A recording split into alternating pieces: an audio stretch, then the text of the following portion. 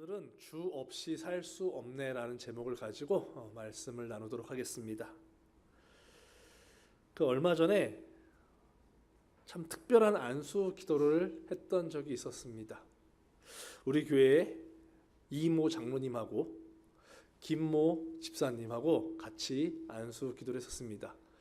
혹시 이모 장로님은 아실 것 같고 김모 집사님 모르실 수도 있는데 아내가 이제 최모 집사님이세요. 네, 최모 집사님의 남편 되시는 우리 김모 집사님 또 이모 장로님하고 같이 안수 기도를 했어요. 교회 양쪽 입구에 보면은 꽃나무가 2개가 있습니다. 근데 하나는 싱싱하게 잘 자라는데 하나가 시들시들해요. 진딧물이 많이 붙어가지고 애가 이제 맥을 못 춥니다. 병이 들어가지고 구부러지고 막 그래요. 그러던 어느 날 장로님하고 집사님하고 저를 찾아오셨어요. 그러더니 기도를 하시재요. 꽃나무한테 가서. 제가 사람한테도 잘 안수기도 안 하거든요. 그래서 순간 하나님이 참 웃으시겠다 싶어가지고 기꺼이 또 가가지고 꽃나무에 대고 이제 안수기도를 했습니다. 셋이서. 꽃나무를 만드신 하나님께서 능히 그 꽃나무를 살려주실 것을 믿고 안수기도를 했어요. 근데 어떻게 됐을까요? 꽃나무가 살았어요. 또 사람들은 약을 잘 쳐서 살았다고 할 수도 있지만 저는 하나님께서 살리셨다고 또 그렇게 믿습니다. 할렐루야죠. 신이 났습니다. 기뻤어요. 그래서 감사했습니다. 그래서 자랑하는 거예요. 사람은요 이렇게 내 뜻대로 뭔가 좀 풀리면은 자랑하고 싶어져요. 그렇죠? 그래서 자랑을 합니다. 근데 반대로 사람이 내 인생대로 일이 안 풀려지면 어떻게 해요? 숨기려고 해요. 열심히 공부했는데 그토록 원하던 대학에 떨어집니다. 그러면 이걸 드러내요? 안 드러내요? 숨기려고 하죠. 예전에는 참 잘 나갔어요 내가. 그런데 갑자기 부도가 나가지고 지금 생활이 너무 어려워져요. 그러면 동창회에 나가요 안 나가요? 안 나가요. 숨어요. 밤낮으로 열심히 자식 뒷바라지 해줬는데 얘네들이 일이 자꾸 꼬여요. 그럼 자식 얘기를 해요 안 해요? 밖에서? 잘 안 해요. 부부 사이에 골이 깊어져서 마침내 가정이 깨어지고 말았습니다. 그러면요 사람 만나는 게 싫어집니다. 내가 다니는 교회에서 맨날 싸우고 시끄럽게 하고 교회가 갈라집니다. 그럼 교회 얘기 하고 싶어요? 안 하고 싶어요? 안 하고 싶어요. 사람은 내가 원하는 대로 일이 잘 풀리면 그것을 드러내고 자랑하고 싶어지는데 내 뜻대로 일이 풀려지지 않으면 그것을 숨기고 싶어집니다. 내 뜻대로 일이 풀려지지 않으면 사람은 예민해져요. 마음의 여유가 사라집니다. 그래서 쉽게 짜증이 납니다. 작은 일에도 쉽게 오해하고 상처를 받아요. 그래서 사람 만나는 게 싫어지는 것이고 혼자 있고 싶어지는 거, 숨고 싶어지는 겁니다. 아마도 여러분들은 이런 감정을 잘 이해하실 거예요. 아무도 만나고 싶지 않다. 혼자만 있고 싶다. 숨고 싶다. 한 번쯤은 다 그런 경험들을 해보셨을 것입니다. 오늘은 우리의 인생이 내 뜻대로 되지 않아서 정말 숨고 싶어지는 그 순간에 우리가 낙심하지 않을 수 있는 방법에 대해서 말씀을 나누어 보려고 합니다.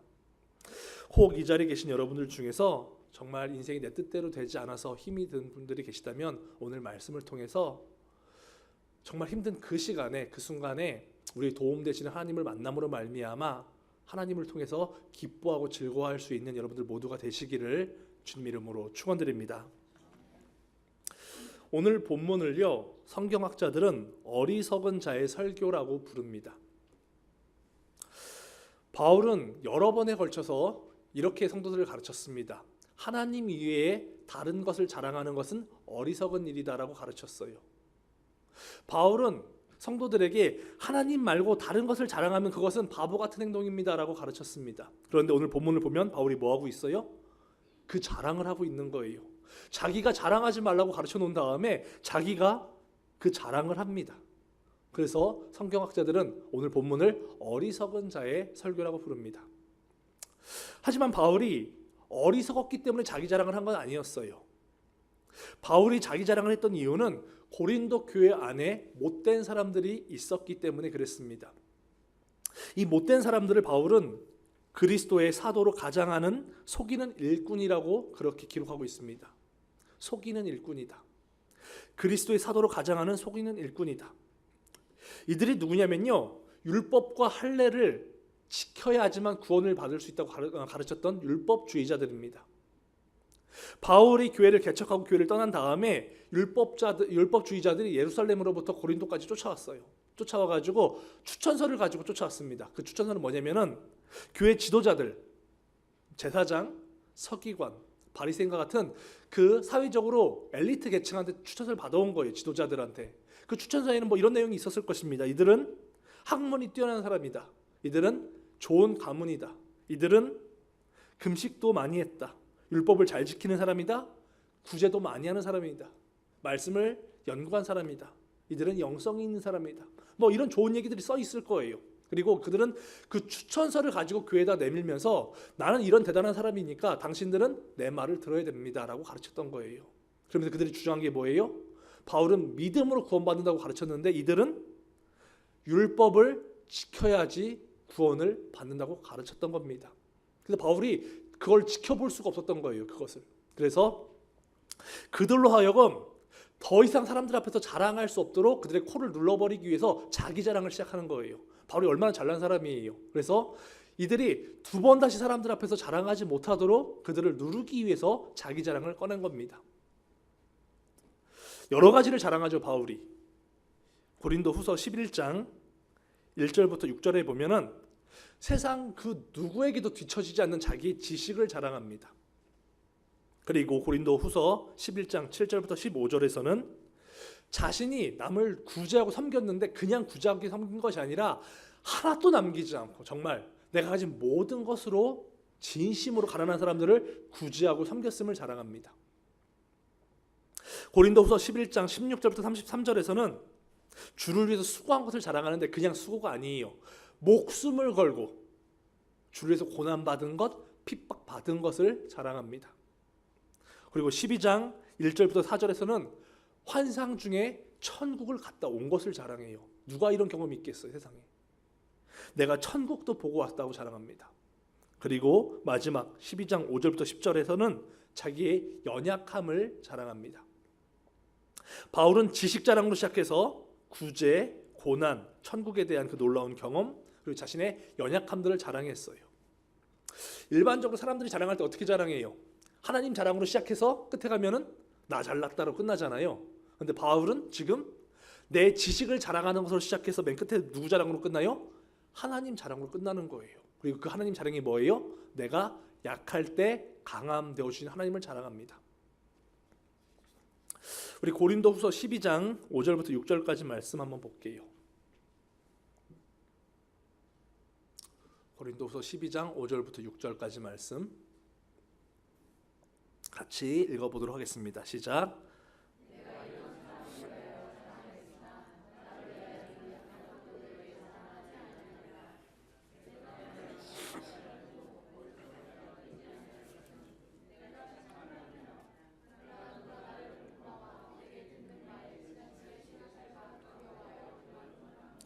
바울이 5절에서 나를 위하여는 약한 것들밖에 자랑하지 않겠습니다라고 말을 했어요. 그 다음 6절에서 뭐라고 얘기해요?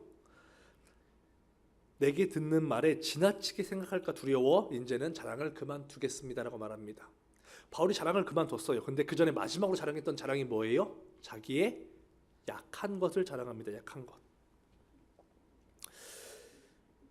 자랑은 뭐 하는 거예요? 나 잘났다고 자랑하는 거예요. 나 잘났다고. 내가 남보다 더 잘하는 것, 남보다 더 많이 가지고 있는 것, 남보다 더 뛰어난 것, 남보다 더 잘할 수 있는 것, 남에게 없는데 나한테 있는 것을 말해주는 게 자랑이에요. 자랑은 나의 강점을 말하는 게 자랑입니다. 그런데 지금 바울이 하고 있는 얘기가 뭐예요? 내가 남보다 못합니다. 난 남보다 못났습니다. 난 남보다 부족합니다. 난 남보다 몸이 많이 아픕니다. 약점을 자랑하고 있다는 얘기예요. 이건 자랑이 아니고 자폭이죠. 자폭.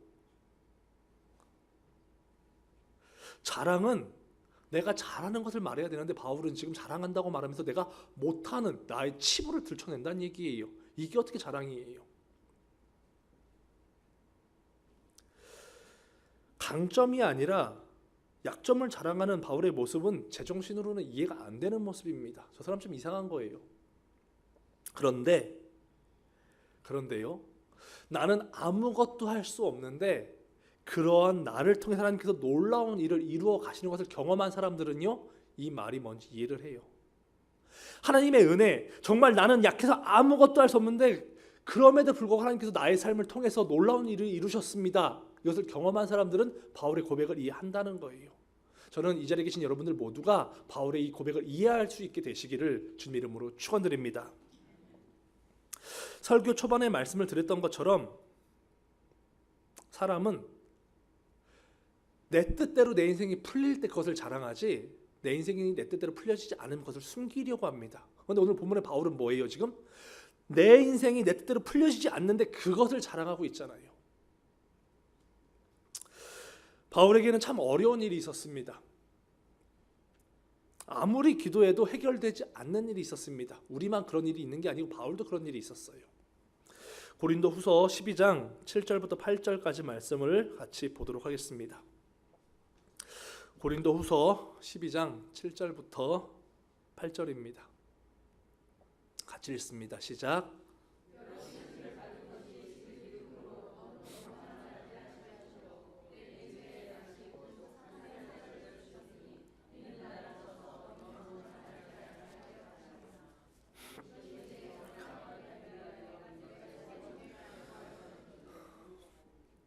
바울이 육체에 가시가 있었다고 고백합니다. 그래서 3번 기도했대요.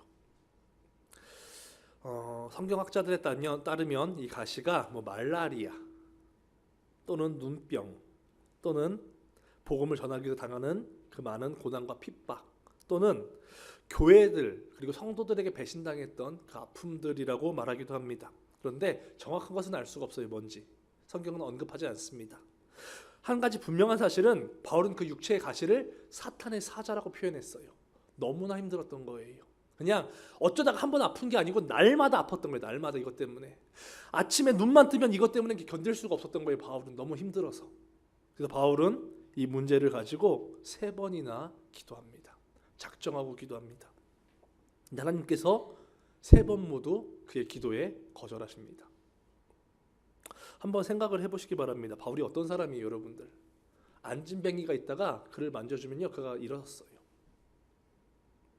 지나가다 귀신 들린 사람이 있으면 귀신이 떠나갔습니다. 바울이 입고 있던 옷을 아픈 사람한테 던져주면요, 그 사람이 병이 나았어요. 그냥 그것만으로도. 심지어 말씀을 듣다가 죽은 유도고 죽은 사람도 살려냈던 사람이 바울입니다. 근데 바울이 자기 자신을 위해서 기도하는 하나님이 안 들어주시는 거예요. 남은 다 살려주시고 다른 사람이 위해서 기도할 때는 다 살려주신 다음에 정작 내가 아파서 기도하는 내 기도는 안 들어주신다는 얘기예요. 그럼 바울이 얼마나 섭섭했겠어요, 하나님한테. 얼마나 하나님이 원망스러웠겠어요. 나를 사용하시면서 내가 주를 위해서 고난도 당하고 얼마나 수고를 많이 하는데 다른 사람은 다 들어주시면서 왜 나는 안 들어주십니까? 원망하지 않았겠냐는 겁니다. 근데 이때 하나님께서 바울에게 왜 응답하실 수 없는지 그 이유를 말씀해 주십니다. 그 이유가 고린도 후서 12장 9절 말씀에 있습니다. 한번 같이 읽어볼게요. 시작. 나에게 이르시기를 내 은혜가 내게 족하도다. 이는 내 능력이 약한 데서 온전하여 짐이라 하신지라. 그러므로 도리어 크게 기뻐함으로 나의 여러 약한 것들에 대하여 자랑하리니 이는 그리스도의 능력이 내게 머물게 하려 함이라. 내 은혜가 내게 족하다. 내 은혜는 하나님의 은혜예요. 내게 족하다는 것은 바울을 말합니다. 하나님의 은혜가 이미 바울에게 충분하다는 거예요. 바울이 생각할 때 은혜라는 것은 지금 나를 아프게 하는 가시가 뽑혀 나가는 걸 은혜라고 생각했습니다. 하나님께서 뭐라고 말씀하세요? 그런데 아니, 그게 아니다. 그 가시를 가지고 살아가는 게 너한테 더 큰 은혜가 된다고 말씀하고 있다는 얘기예요. 이해가 안 되잖아요, 우리는. 내가 이렇게 아픈데, 내가 이렇게 힘이 든다, 하나님, 어떻게 이게 은혜입니까? 우린 이해가 안 돼요. 그래서 하나님을 오해하는 거예요. 하나님이 생각하는 은혜와 우리가 생각하는 은혜가 다르기 때문에 우리가 하나님을 오해한다는 것입니다. 우리가 생각하는 은혜는요, 나를 힘들게 하는 일이 해결되는 걸 은혜라고 말합니다. 그런데 하나님은 때때로 우리를 힘들게 하는 그 일이 해결되지 않는 것을 은혜라고 말씀하신다는 거예요. 여기서 충돌이 되기 때문에 우리가 하나님을 오해하는 겁니다. 근데 중요한 것은요, 우리가 옳겠어요? 하나님이 옳겠어요? 당연히 하나님이 옳으시다는 거죠. 어느 시골에 목회자가 있었습니다. 시골교회 목회자입니다. 어린 자녀들을 데리고 시골에서 목회를 하는데 목회가 너무 힘들었어요. 목회를 하는 게 어린 아이들을 데리고 너무 힘들어서 이제 산에 들어가서 40일 금식 기도를 합니다. 하나님 제발 좀 도와달라고, 목회 감당할 수 있는 은혜 좀 달라고, 너무 힘드니까 나를 좀 붙잡아 달라고 그렇게 간절히 기도를 합니다. 이렇게 40일을 금식 기도했어요. 그 다음에 어떤 일이 벌어졌을까요? 어떤 일이 벌어져야 돼요? 우리의 기대는, 우리 상식은 은혜를 받아야죠. 당연히 놀라운 환상을 보고 기쁨이 충만한 가운데서 신유의 능력을 받아서 내려와서 목회를 잘하는 게 우리가 바라는 기대입니다. 그래서 기도하는 거잖아요. 그런데 이 목사님이 40일을 금식 기도하다가 돌아가셨어요. 목사가 목회 잘하겠다고 하나님 앞에 가서 40일 금식 기도하다가 죽었다는 얘기입니다. 실화예요, 여러분들. 그럼 그 가족들이 어땠을까요? 하나님이 살아계시면 어떻게 나한테 이럴 수 있습니까? 라고 안 물었겠냐는 겁니다. 그 아들들이 어떻게 살았겠어요? 그러면 그 어린 자식들이. 근데 하나님이 참 놀라우세요. 그 자식들 중에 한 명이 이찬수 목사님이십니다. 여러분들 이찬수 목사님 누군지 아시나요 혹시? 한국 분당의 우리 교회 담임이신데 한국에서 요즘 가장 영향력 있는 교회 중에 하나입니다. 성도가 한 2만 명 넘게 모여요 지금. 근데 다른 교회들, 대부분 교회들은 어떻게 해요 지금? 한 사람이라도 더 교인을 데려오기 위해서 애를 쓰죠. 근데 이 이찬수 목사님은 2만 명이 되는 성도들 중에서 더 나가라 그래요. 우리 5천 명만 남기고 좀 내보냅시다. 좀 다른 교회 좀 가주세요. 이렇게 얘기하는 사람이에요. 이게 어떻게 가능해요?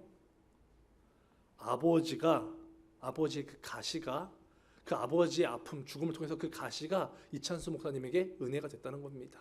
목회를 본질로 진심으로 한다는 얘기예요.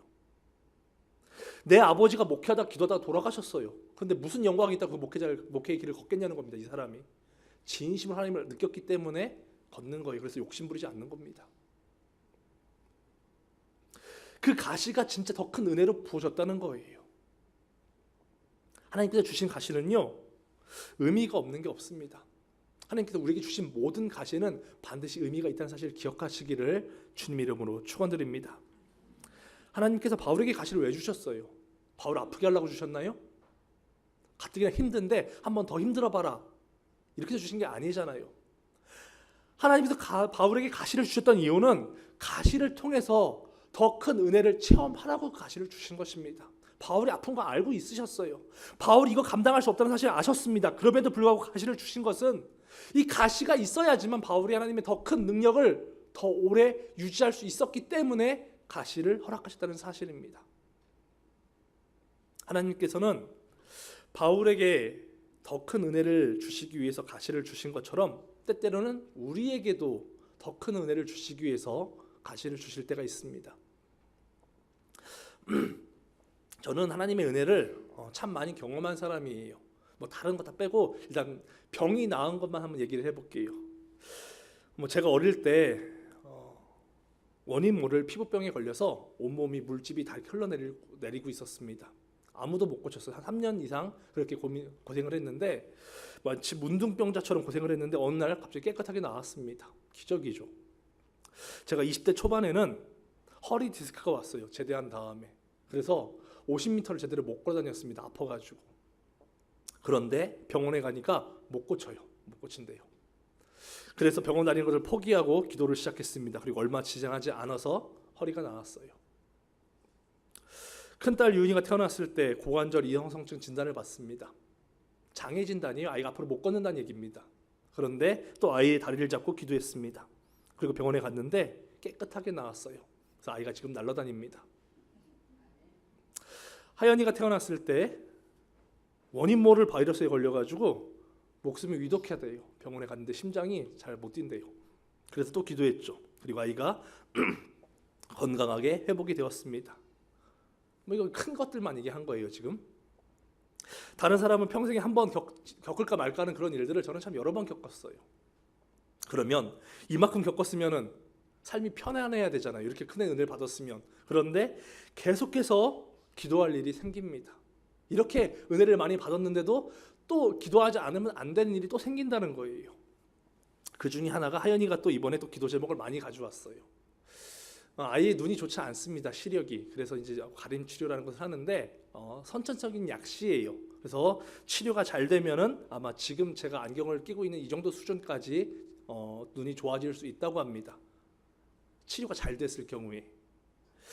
그리고 아이가 기관지가 좋지가 않고요. 피가 깨끗하지가 않아요. 어린데 선천성 콜레스테롤이 좀 있어가지고 어린데도 불구하고 콜레스테롤 수치가 꽤 높습니다.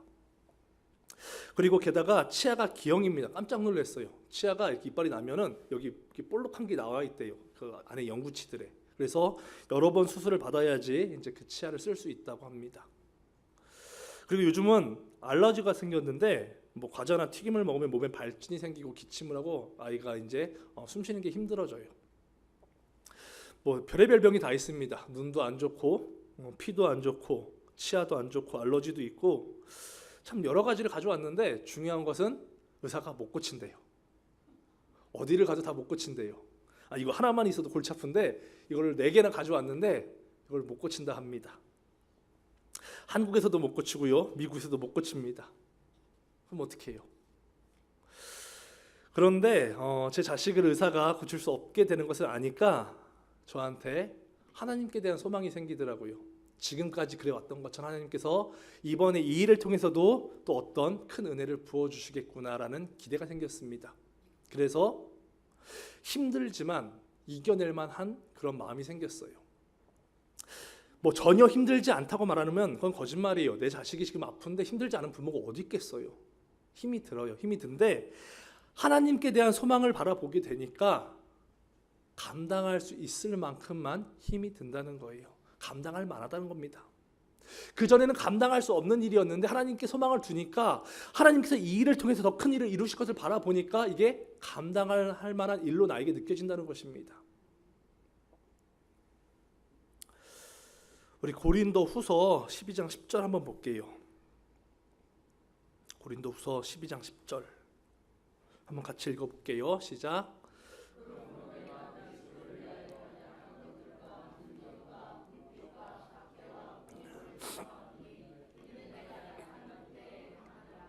바울이 지금 뭐라고 말해요? 내 약한 것들과 능욕과 궁핍과 박해와 공고를 기뻐하노니 제정신이 아니잖아요. 지금 말하는 게 이게 어떻게 상식적인 일로 가능하겠어요? 우리는 부유한 것, 성공한 것, 잘 나가는 것, 평안한 것 이것을 기뻐하지 매맞는 것, 욕먹는 것, 힘들어지는 것, 병에 걸리는 것 기뻐하지 않습니다. 그런데 바울은 이것을 기뻐한대요. 그리고 그것을 가장 마지막에 자랑합니다. 왜요? 이게 진짜 기뻤던 거예요. 이유가 어디에 있어요? 바울은 내 약함을 통해 하나님께서 큰 은혜를 베푸실 것에 대해서 소망이 있었기 때문에 그랬습니다. 그 소망이 있었기 때문에 그랬어요. 소망이 있었기 때문에.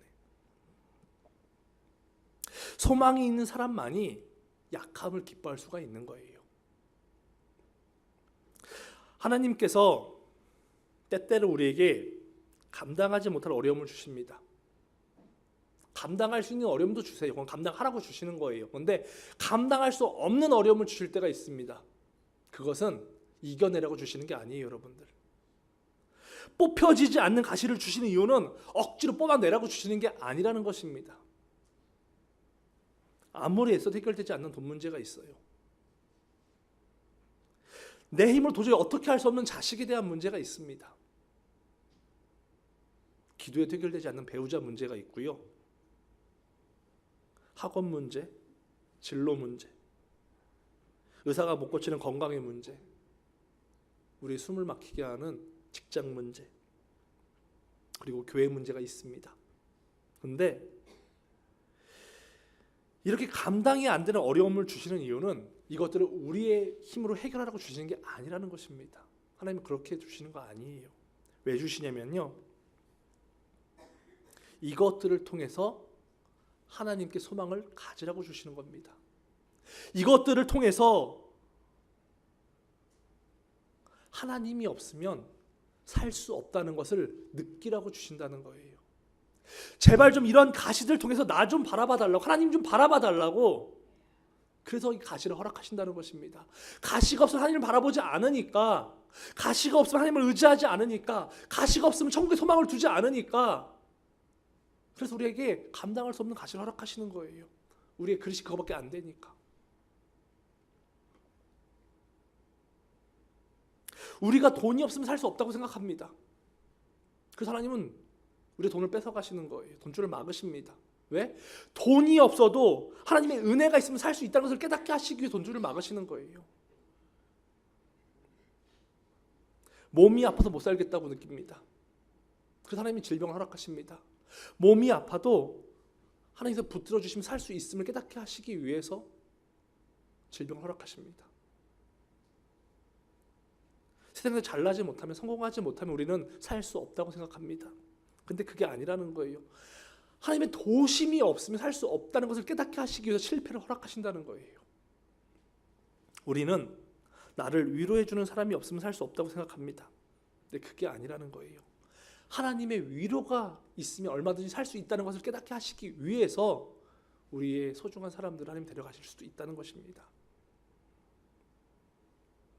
하나님은 우리의 소망이 세상에 있는 것이 아니라 하나님께 있다는 사실을 가르쳐 주시기 위해서 우리에게 뽑혀지지 않는 가시를 허락하신다는 사실입니다.